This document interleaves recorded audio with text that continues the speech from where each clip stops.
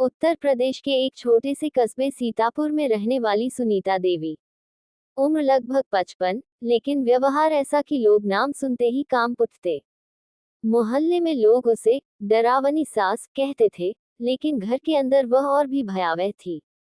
उसका बेटा रमेश शहर में नौकरी करता था और बहू सीमा कुछ महीने पहले ही इस घर में ब्याह कराई थी। सीमा एक सीधे साधे मध्यम वर्गीय परिवार से थी, पढ़ी लिखी, समझदार और विनम्र। लेकिन उसे क्या पता था कि शादी के बाद वह एक ऐसे घर में कदम रखेगी जहां हर दिन परीक्षा होगी, मानसिक भी और शारीरिक भी।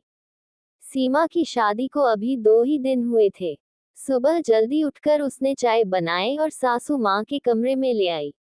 सीमा ने नरमी से अपनी सास से कहा, मां जी, चाय लीजिए, अदरक और तुलसी डाली है, जैसे आपने कल कहा था। सुनीता ने चाय पीते हुए कहा, चाय है या काढ़ा? इतना फीका चाय कौन बनाता है? तुम्हारे घर में स्वाद की कोई समझ नहीं दी क्या? सीमा कुछ नहीं बोली, बस सिर झुका लिया। अगली सुबह सीमा ने रोटियां बनाई। पहली बार तवे पर रोटियां बेलने का मौका मिला था। सासू माँ ने रोटी फेंकते हुए बोला, अरे वाह, ये रोटी है या उत्तर प्रदेश का नक्शा? रोटियां गोल नहीं बन सकती तो क्या किया है तुमने पढ़ाई लिखाई में? मां जी, मैं सीख जाऊंगी, थोड़ा समय दीजिए। समय चाहिए। मेरे घर को प्रैक्टिस ग्राउंड समझ रखा है क्या? हर दिन सुनीता को बहाने मिल जाते, कभी दाल में नमक कम, कभी कपड़े सही से नहीं सूखे, कभी झाड़ू देर से लगी। एक दिन रमेश ने फोन किया। सब ठीक है ना घर में? माँ कुछ कहती तो नहीं? नहीं जी, सब अच्छा है। मां जी बहुत ध्यान रखती हैं। सीमा के झूठ के पीछे उसकी मासूम कोशिश थी, पति और मां के बीच कोई खटास न आए। एक दिन सीमा ने मायके जाने की बात की। मां जी, पापा की तबीयत कुछ ठीक नहीं, सोचा 2 दिन जाकर देख आऊं। अच्छा, अभी शादी को महीने भर भी नहीं हुआ और मायके जाना है? क्या ससुराल में दाल रोटी नहीं मिलती? नहीं मां जी, बस पापा की चिंता हो रही थी। ये घर मायके नहीं है कि जब मन किया आ गए, जब मन किया चले गए। यहाँ नियम से चलना होगा। मोहल्ले की महिलाएं भी अब सीमा को देखने लगी थीं। पड़ोसन रेखा ने कहा, बेचारी सीमा, हर दिन ताने सुनती है, लेकिन एक बार भी शिकायत नहीं करती। कितनी भली लड़की है, अगर मेरी बहू होती तो सिर पर रखती। कुछ हफ्तों बाद रमेश छुट्टी लेकर घर आया। सुनीता अचानक बहुत प्यारी बन गई। सीमा बेटा, रमेश के लिए खीर बना देना, उसे बहुत पसंद है। जी मां जी। रमेश को लगा सब कुछ अच्छा है, लेकिन वह नहीं जानता था कि उसकी माँ उसकी गैरहाजिरी में क्या क्या करती है। सीमा अब दिन रात काम करती, ताने सुनती, लेकिन किसी को कुछ कहती नहीं। एक दिन वह रसोई में चुपचाप रो रही थी, तभी पड़ोस की सरला चाची आई। सीमा, बेटा, आंसू पोंछ ले। भगवान सब देखता है। तू जैसी बहू सबको मिली, लेकिन सबको सुनीता जैसी सास न मिली। सीमा पहली बार किसी की गोद में सिर रखकर रोई। अब सीमा को ससुराल आए 2 महीने हो चुके थे। सुबह 5 बजे से लेकर रात 11 बजे तक वह लगातार काम में लगी रहती। सुनीता देवी उसे पल भर भी चैन नहीं लेने देती थी। सीमा, आटे में पानी ज्यादा डाल दिया है। हाथ नहीं है या दिमाग नहीं है? सीमा चुपचाप सब सुनती, लेकिन अब उसके भीतर कुछ बदलने लगा था। वो अब सिर्फ सहने के लिए नहीं, समझने के लिए जी रही थी। सीमा ए पास थी, लेकिन घर में उसे कोई यह समझने को तैयार नहीं था कि पढ़ाई लिखाई सिर्फ नौकरी के लिए नहीं, सोच बदलने के लिए भी होती है। एक दिन मोहल्ले की 2 लड़कियां सीमा के पास पढ़ाई के लिए आईं। भाभी जी, आप इंग्लिश में हेल्प कर देंगी? कल टेस्ट है। सीमा ने किताब ली, मुस्कुराए और पढ़ाना शुरू किया। सुनीता देवी ने ये सब देखा। चुपती नजरों से कहा, गुरुकुल खोल रखा है क्या? अब घर का काम छोड़कर मोहल्ले की बच्चियों को पढ़ाओगी? सीमा कुछ नहीं बोली, लेकिन अंदर से मजबूत हो गई थी। एक दिन सीमा रसोई में काम करते करते बेहोश हो गई। डॉक्टर ने बताया कमजोरी और तनाव। रमेश आया। सुनीता का चेहरा बदला बदला था। रमेश ने गुस्से में कहा, माँ, सीमा इतनी बीमार कैसे हो गई? आप उसे आराम क्यों नहीं करने देती? अरे बेटा, मैं तो हमेशा कहती हूँ, आराम कर ले बहू, लेकिन यही नहीं मानती। सीमा ने फिर कुछ नहीं कहा, लेकिन अब वो चुपचाप नहीं रहना चाहती थी। सीमा ने घर में 2-3 बच्चों को पढ़ाना शुरू किया। धीरे धीरे उसकी पढ़ाने की कला मशहूर हो गई। अब मोहल्ले से और भी बच्चे आने लगे। सुनीता को ये पसंद नहीं आया। मेरा घर स्कूल नहीं है, मैं ये सब नहीं सह सकती।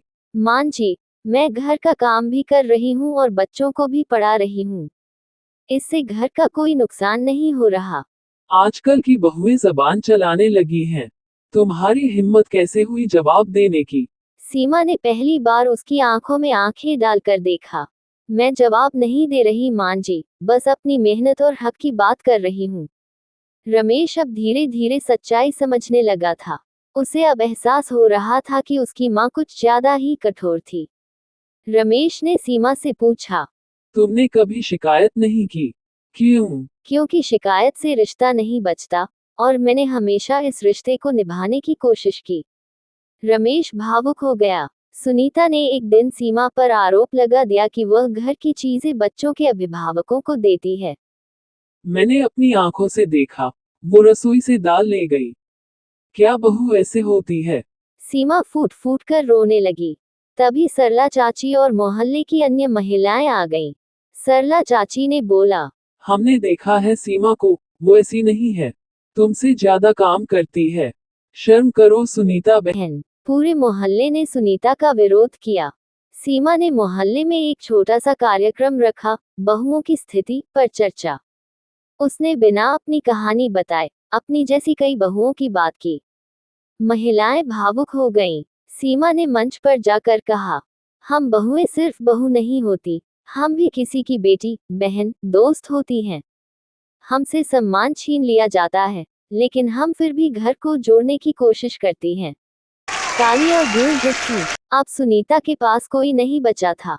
मोहल्ला भी अब सीमा के साथ था। रमेश भी मां से कटने लगा था। एक दिन सुनीता बीमार पड़ी। सीमा ने ही दिन रात सेवा की। सुनीता ने कमजोर आवाज में कहा, मैंने तुम्हारे साथ बहुत गलत किया सीमा, क्या तुम मुझे माफ कर सकती हो? सीमा ने उसका हाथ थामा। मां जी, माफ करना आसान नहीं होता, लेकिन सीखना जरूरी होता है। और आपने सिखाया, इसलिए माफ कर दिया। सुनीता की आंखों में आंसू थे। बहुत धन्यवाद। सीमा के द्वारा आयोजित बहुओं की स्थिति कार्यक्रम ने मोहल्ले में एक नई सोच जगा दी। अब और बहुएं भी अपनी आवाज उठाने लगी। रेखा भाभी ने एक दिन सीमा से बोला, सीमा बहन, तुमने जो किया वो हम में से कोई सोच भी नहीं सकता था। तुमने हमें हिम्मत दी है। सीमा मुस्कुराई। अब उसकी मुस्कान में आत्मबल झलकता था। सीमा की पढ़ाई और उसकी पढ़ाने की कला से प्रभावित होकर पास के सरकारी स्कूल की प्रधानाचार्य ने उसे आमंत्रित किया। प्रधानाचार्य ने सीमा से कहा, सीमा जी, आपके बारे में बहुत सुना है। अगर आप हमारे स्कूल में वॉलंटियर टीचर बने, तो बहुत बच्चों को लाभ मिलेगा। सीमा के चेहरे पर आत्मविश्वास की रोशनी थी। अगर मेरी जानकारी से किसी का जीवन संवरे, तो मुझे इससे बड़ा सम्मान नहीं चाहिए। अब सुनीता देवी कुछ शांत रहने लगी थी। सीमा की सेवा और सहनशीलता ने उनके दिल को झकझोर दिया था। वह अब बात करते समय उतना ताना नहीं देती थी। सीमा, तुम्हारी चाय अब चाय जैसी लगती है।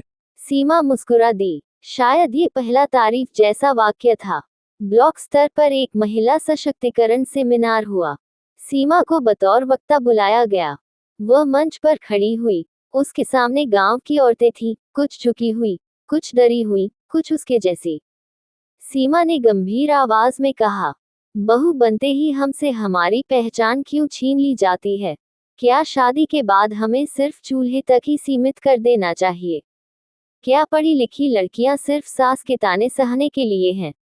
लोग सन्न थे। हर वाक्य दिल को छू रहा था। हम बहुएं घर को संवारती हैं, टूटती नहीं। लेकिन अगर हमसे सम्मान छीना गया, तो हम उठ खड़ी होंगी, परंपरा की बेड़ियां तोड़कर। हॉल तालियों से गूंज उठा। एक रात रमेश ने मां से बैठकर बात की।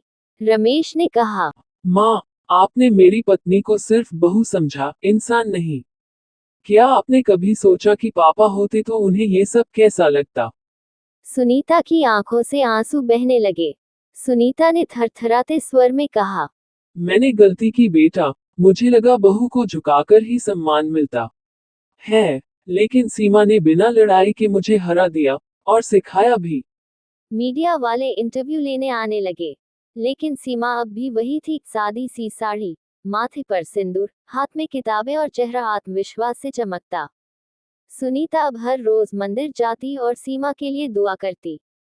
हे भगवान, मैंने जो किया उसका बोझ मुझे हर पल महसूस होता है। सीमा ने मेरी जिंदगी का मतलब बदल दिया। आज मैं माँ कहलाने लायक बनी हूँ, उसी की वजह से। सीमा ने मोहल्ले में एक मुफ्त शिक्षा केंद्र खोल दिया, स्वाभिमान पाठशाला। यहाँ बच्चियां और गृहिणियां पढ़ने आने लगी। सीमा ने पाठशाला के पहले दिन सभी से कहा, शिक्षा सिर्फ डिग्री पाने का साधन नहीं है, ये सोच बदलने का तरीका है, अपने पैरों पर खड़े होने का हक है। अब सुनीता और सीमा एक दूसरे के साथ मंदिर जाती, रसोई में साथ काम करती और कभी कभी हंसती भी। सीमा, अब मुझे लगता है कि तू मेरी बहू नहीं, बेटी है। सीमा की आंखें नम हो गईं।